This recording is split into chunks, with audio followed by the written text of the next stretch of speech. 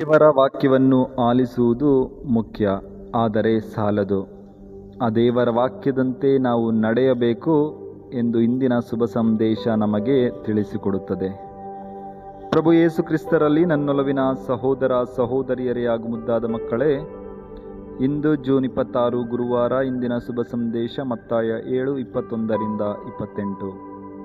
ಈ ಒಂದು ಶುಭ ಸಂದೇಶ ಭಾಗದಲ್ಲಿ ಪ್ರಭು ಯೇಸು ಕ್ರಿಸ್ತರು ಯಾವಾಗ ನಾವು ದೇವರ ವಾಕ್ಯವನ್ನು ಆಲಿಸುತ್ತೇವೋ ಹಾಗೂ ಅದರಂತೆ ನಡೆಯುತ್ತೇವೋ ಆಗ ನಾವು ಬಂಡೆಯ ಮೇಲೆ ಕಟ್ಟಿದಂತಹ ಮನೆಗೆ ಸಮಾನರಾಗುತ್ತೇವೆ. ಯಾವುದೇ ರೀತಿಯಾದಂತಹ ಗಾಳಿ ಅನಾಹುತಗಳು ಸಂಭವಿಸಿದರೂ ನಾವು ಕುಸಿದು ಹೋಗುವುದಿಲ್ಲ. ಆದರೆ ದೇವರ ವಾಕ್ಯವನ್ನು ಆಲಿಸಿ ಅದರಂತೆ ನಡೆಯದೇ ಇದ್ದರೆ ನಾವು ಮರಳಿನ ಮೇಲೆ ಕಟ್ಟಿದಂತಹ ಮನೆಯಂತಾಗುತ್ತೇವೆ. ಸಣ್ಣ ಪುಟ್ಟ ಕಷ್ಟ ತೊಂದರೆಗಳು ಬಂದರೆ ಸಾಕು, ಕುಸಿದು ಹೋಗಿಬಿಡುತ್ತೇವೆ.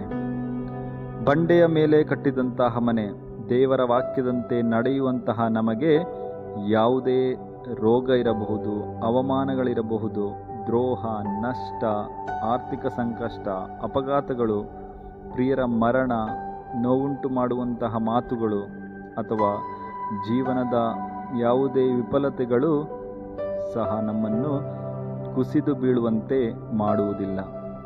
ಆದರೆ ಯಾವಾಗ ನಾವು ದೇವರ ವಾಕ್ಯವನ್ನು ಆಲಿಸಿ ಮತ್ತೊಂದು ಕಿವಿಯಲ್ಲಿ ಅದನ್ನು ಬಿಟ್ಟು ನಮ್ಮದೇ ಆದಂತಹ ಜೀವನ ಶೈಲಿಯಲ್ಲಿ, ನಮ್ಮದೇ ಚಿಂತನೆಗಳಿಂದ, ನಮ್ಮದೇ ಯೋಜನೆಗಳನ್ನು ಅಳವಡಿಸಿಕೊಂಡು ಮುಂದೆ ನಡೆದರೆ ನಾವು ಮರಳಿನ ಮೇಲೆ ಕಟ್ಟಿದಂತಹ ಮನೆ, ಸಣ್ಣ ಪುಟ್ಟ ತೊಂದರೆಗಳು ಬಂದರೆ ನಶಿಸಿ ಹೋಗುತ್ತೇವೆ.